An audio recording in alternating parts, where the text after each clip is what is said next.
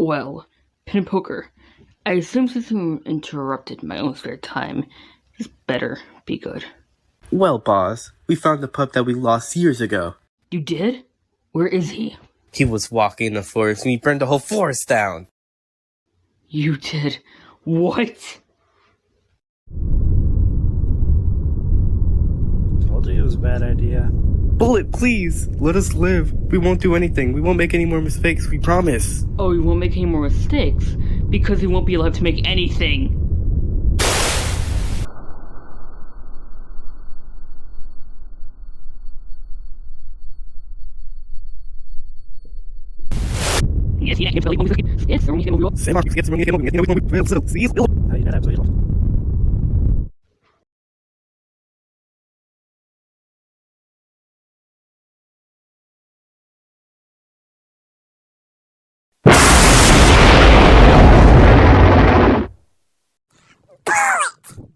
I know Pin and Poker did something stupid, but that's because you're making them evil. You don't have to be like this, boy. You don't have to be evil, but you're trying to kill Pippy, my glorious King Pippy. And now I have to kill you, you freaking freaker.